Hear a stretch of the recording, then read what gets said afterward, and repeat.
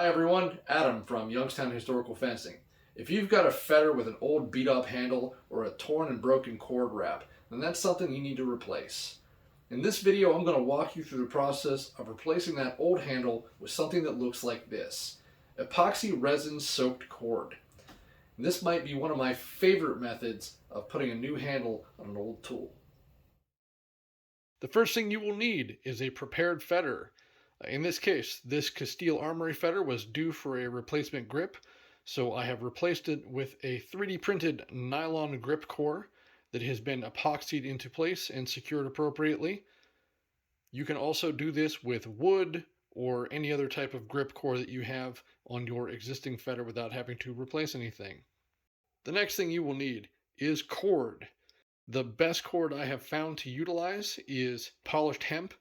It has the least amount of fray and some of the highest tensile strength of natural cord, and it absorbs epoxy resin really well. In this case, this is the blue hemp teak 48-pound cord. I will have a link to that in the comments or in the description below. 48-pound cord is 2 millimeters in diameter, and it provides a pretty secure, solid grip. The next thing you will need is some double stick tape. This is AJ Sign World best 1-inch max strength adhesive tape. This is not the same as a lot of double-sided tape that you will find out there. This stuff is incredibly thin. It's almost like a membrane rather than a tape. And it is incredibly sticky to the point at which it will shred itself before it releases from surfaces a lot of times. So this is just to help the cord stay in place while we are wrapping it. The best way to wrap your cord to start with is to start from the thinnest or narrowest section of the handle and work your way up to the thicker areas. Reason being, when you're wrapping this cord in a spiral wrap like we're going to do, the cord will have a tendency to separate itself if you're working uphill. If you start at the bottom and work up, the cord will naturally kind of push itself down into itself and pack more tightly when you won't have any gaps when you go to look at it. So that's what we're going to be aiming for here. So the first thing that I like to do when I am going to set cord into a synthetic hilt like this or a wood hilt is I like to give myself a little bit of room to start and overwrap the cord so that it doesn't come loose. So what I like to do is I like to carve a tiny channel, a thin channel, where I can inlay and glue down the first inch or two of cord before I start my wraparounds. You don't have to inlay a channel, but if you don't, you'll have kind of a bump where there is some cord underneath your wrap that you didn't cover up. So I'm going to do that with a small chisel here and just kind of run a, maybe an inch or so down the length of this grip here. This is nylon, so it grooves out fairly quickly and easily. You can see there's a small spot for cord to sit now underneath the wrap. The next thing we need to do is we need to secure the first end of our cord onto the hilt so that we can start wrapping. We're going to do that with basically just any kind of super glue, something that cures pretty quickly so you can get on with your work. And we're just going to lay that small amount of glue right down into the groove that we just carved into the hilt. Just like that. And then we're going to lay our cord, a section of our cord, down into that groove. So you can have a little bit of overlap. We'll cut that off here in a second. We just want to make sure that that cord is poked down into that groove that we carved in so that it doesn't bump out and show up on our handle. So now that our glue is cured, we're going to take a hobby knife and we're just going to trim that off right at the edge of our groove so that we have a nice clean end to it. And this is where we're going to be able to start wrapping the hilt. So the next thing we need to do is we need to apply our double stick tape, or at least the first couple of inches of it.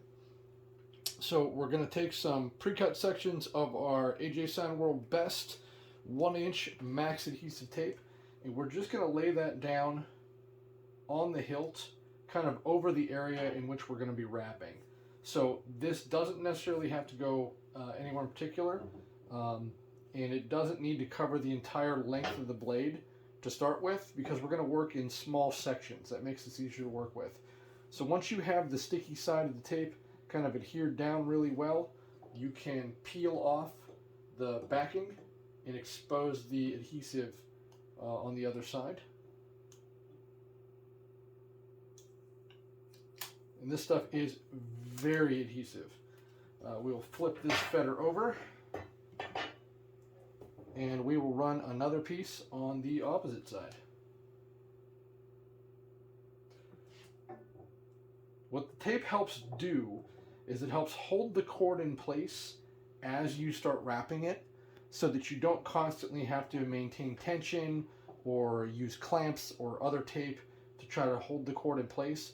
And you also don't have to glue as you're wrapping, which is done with a lot of cord wraps that don't have an epoxy finish on them. So we will peel that off. Our tape is good and adhered, and we will start working on the wrap next. So now we are going to start wrapping our cord. Like I said, we start from the small end of the fetter, in this case the pommel side, and we work our way towards the cross guard. All we're going to do is spiral wrap from bottom to top, and we're going to try to keep our wraps as tight as we possibly can. It is best to keep your cord on its spool the entire time that you're doing this, because otherwise you may run out if you pre-cut your cord and you end up with too little. Or if you cut it, you're going to end up with a lot of loose cord that you have to manage while you're wrapping, and that can get you tangled up pretty good. So we're going to start with our spiral wrap right now. Our goal is just to keep the wraps as tight to each other as we possibly can.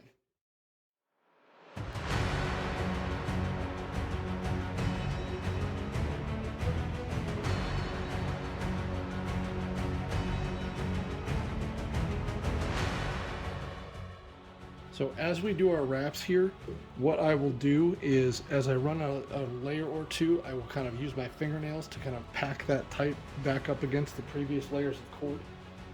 As we start to get down into the section where we applied our double stick tape, it will kind of stay once we do that. So you can see I've got a loose wrap here.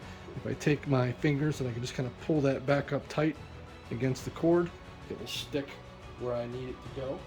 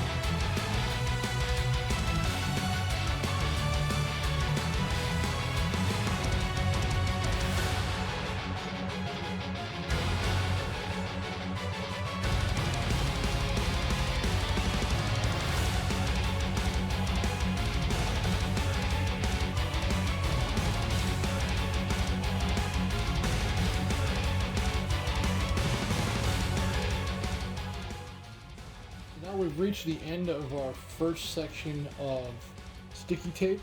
That was about 15 minutes worth of wrapping and manhandling the camera so that you all can see what I'm doing. So we're going to apply another section of sticky tape here to our next section of the hilt. So we will just kind of park that right there, get it adhered on real good. Same thing on the back side.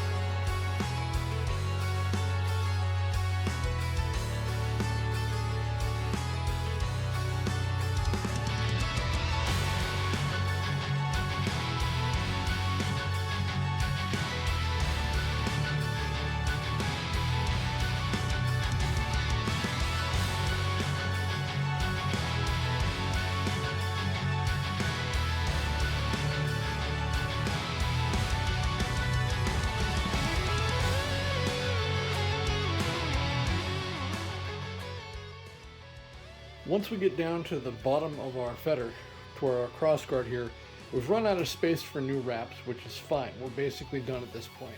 So what I'm going to do is I'm going to give myself an extra couple of feet of wrap, just to be on the safe side. I'm going to cut my cord off the spool. So now I've got a loose end here to work with. And this is where I like to do kind of a little pseudo riser. You can kind of loosely pull the cord around and just loop it through like that twice to kind of give yourself a little knot there. And then as you kind of wrap this and pull it tight, it will kind of lock itself down onto the hilt where you have your wraps set up at the bottom here at the cross guard. Now, we're not really worried about this being super structural and securing this in place permanently. That's what the epoxy is going to do. All we're really worried about doing is tying this off tightly so that it kind of settles in towards the bottom here. In this case, I think I'm going to try to do one more little wrap to make that nice and tight and centered. And then once you've got it locked in pretty tightly like that, you can just trim off any extra that happens to be along the end with a hobby knife or something along those lines. Alright, that finishes up our cord wrap component of rewrapping this hilt. The next stage that we're going to be working on is epoxy resin. So the epoxy is what makes this actually work as a good handle material. Left as it is with just the cord and the double stick tape, this will come off fairly quickly the second you start trying to use it. The epoxy is going to soak into this natural cord and almost turn it into a composite material at that point. It's going to adhere to itself, it's going to adhere to the nylon core, and it's essentially going to become indestructible. I've had to replace one of the grip cores that I've done like this before after some heavy use and damage, and I had to grind off the cord with a belt grinder because I was not able to peel it off easily otherwise. So that's what we're going to get into on our next step, is running the epoxy over the cord. To do the epoxy part of the epoxy cord wrapped handle, first off, you need epoxy. The best that I have found to use for this is Total Boat's penetrating epoxy. This is available in small 1-pint kits, so you don't have to buy gallons of it at a time, because epoxy resin does go bad if it sits open for a long enough time.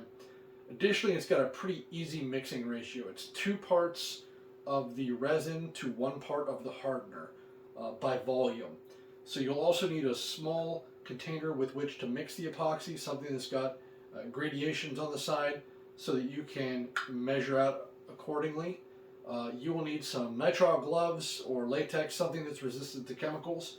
You'll need a clean cloth t-shirt material, works just fine for this. You'll need a small paintbrush, something like an artist brush, something that you don't care about throwing away afterwards, because cleaning these things with the epoxy in them is a miserable prospect. It's better just to throw it away, treat it as disposable. Additionally, mixing and curing epoxies, off gas, some stuff that is really not good for you, so you should have a respirator that you use, or you should be doing this in a wide open, well ventilated area. The other thing to keep in mind with epoxies is that this is not a drying process, this is a curing process. It's a chemical reaction that takes place between the resin and the hardener. This takes some time to do. This Total Boat penetrating epoxy, in my experience, takes about 24 hours to solidify, about 48 before I would consider using it. As we're going to be doing multiple coats of this epoxy in 24-hour intervals, this is going to take a couple of days. The chemical reaction that takes place to cure this epoxy requires a little bit of heat in order to do this. So right now it's December, it's about 20 degrees outside. My workshop here is around 70 degrees, so that's really the temperature range that we want to be at. If you don't have the ability to have a standalone workshop or a heated garage or something like that that you can do this in, it's best to wait until warmer weather so that you can have that airflow or that ventilation and still be able to work on it at the appropriate temperature. So we're going to go through mixing up some epoxy and applying it to the hilt.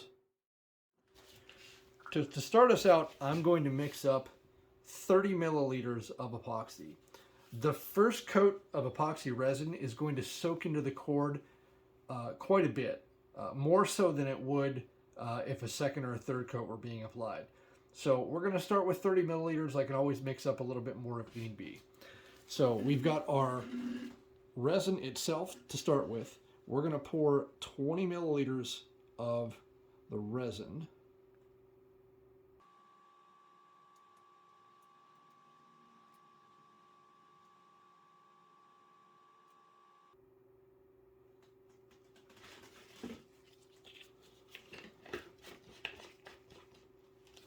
And then we're going to do 10 milliliters of our hardener.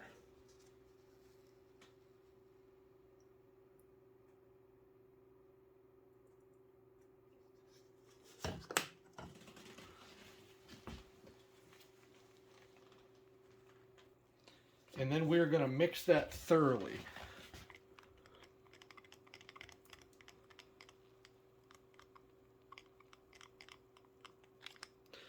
So with any kind of resin like this, you need to make sure that you scrape the sides and you scrape the bottom. Otherwise, you will not thoroughly mix the resin and hardener together, and you're going to end up with either a resin that does not cure correctly or takes a very long time to cure. So it's kind of difficult to tell when it's thoroughly mixed. Your best bet is just to mix it for about a minute, maybe to 2 minutes.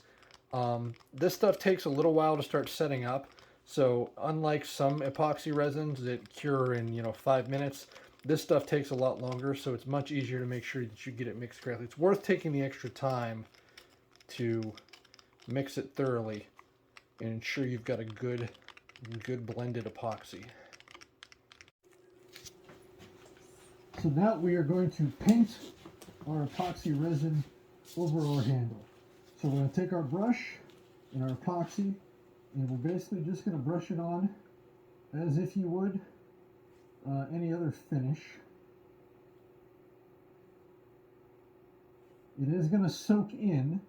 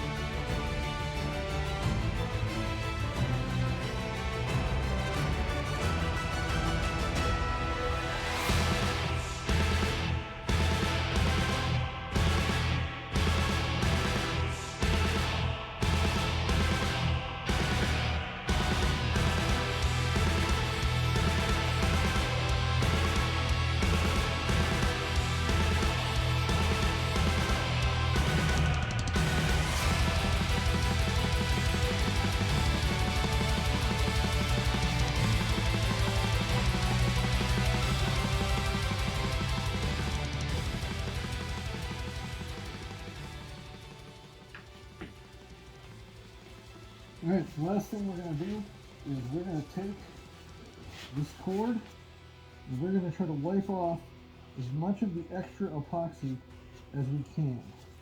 So we don't need this much epoxy in the cord. If we leave it in, it's just going to drip. So this is where we can clear off a lot of what would end up being extra epoxy. So as we work through this, we work in the direction of the cord, and all we're trying to do is soak up extra epoxy. We don't want anything to look like it's dripping or is left to kind of condense and dry on the surface like that. So we're just kind of brushing off with our cloth all of the leftover epoxy that we can get off of this thing. You also want to make sure that you don't have any fluffies from your towel left on here either, because they also will soak up epoxy and they will dry as part of your handle. So it's been about 4 or 5 hours since I put the epoxy resin on this this hilt. One thing to keep in mind with this Total Boat resin is it stays liquid before it cures for quite a while. So even though we've wiped off most of the excess resin, it will continue to kind of seep through, soak in, and what it can do is you can pull at the bottom of whatever you're trying to coat. So if we take after every 6 hours, 4 or 5 hours, whatever, and just give it a flip 180 degrees, that resin will have a chance to kind of settle out again. Otherwise, you'll end up with a shiny spot on whatever was downwards facing. So all that resin will pull to the bottom, and you'd end up with a ridge of solid resin instead of the resin-soaked cord. So we flip that 180 degrees, and we'll let it sit for probably at this point another 6 hours or so, and then we'll flip it again. So it has been 24 hours of the original batch of resin curing on the handle. It is dry to the touch now, and it's pretty solid, but it is also fairly rough and would tear up your hands pretty good at this point. So between coats, what I do is I take a piece of gray Scotch-Brite material, which is kind of just a woven abrasive. It's very fine abrasive, and we run that along the direction of the wrap on the handle, just to kind of take off any edges that are there. This will take off any shine from extra resin. It takes off any high points that are going to cause the handle to be a little bit coarse and rough, and it actually gives us a good base for the next coat of resin that we're going to put on. So we basically just go over the whole handle with this. You can feel there's a pretty substantial difference between the parts that you've hit up with the Scotch-Brite pad and the parts that you haven't done yet. These have almost got like a sharp edginess to them, whereas this is quite a bit softer and more rounded over. So that's what we want, and then this kind of chalky appearance, we'll get rid of that with the next coat of resin. All right, once again, we are going to mix up a small batch of resin, 15 milliliters this time, and we are going to put on the second coat onto our cord wrap. So when it comes to mixing resin, 15 milliliters is probably overkill for a second coat on a sword this size. It is very likely that we will not need that much resin. However, resin is one of those weird things where the smaller the amount you're trying to mix, the more precise your measurements will need to be. Otherwise, they will not work correctly. So honestly, 15 milliliters is about the smallest volume that I'm really comfortable mixing, and knowing that I'm going to get a good, solid resin at the end of it. So we're going to do another 5 milliliters of hardener here. And then we will get it mixed up and apply it in the same manner that we applied our first coat. So this time we're not going to have as much soak in. This is really just to seal the final coat onto the hilt. So the goal here is just to make it look good. Alright, now we're going to apply our second coat the same way that we applied the first coat.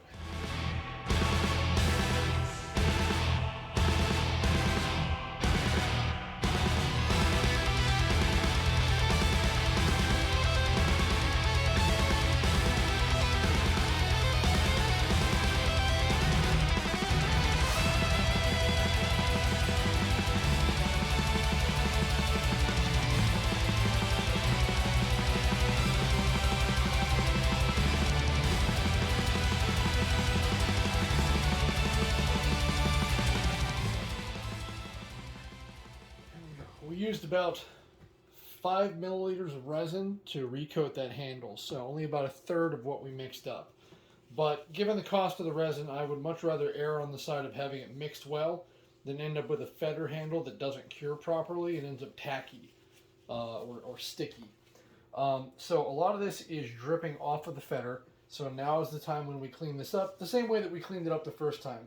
We use a dry cloth, t-shirt material, something like that, and all we're going to do is swipe off the excess resin that is on the handle. You can see it dripping. So if you don't do this step, you will end up with high spots on your handle from resin that cures kind of solid on the hilt, which not only looks kind of terrible, it's not really great in your hand either. They can be sharp, they can be brittle, and they can crack.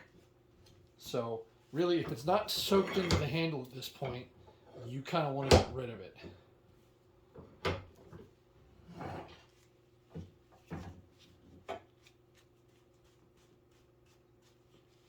When it's wet is also the time to deal with any drips or rivulets that have formed on your crossguard or your pommel, because once this is solid, the only way you are going to be able to get rid of it is to grind it off.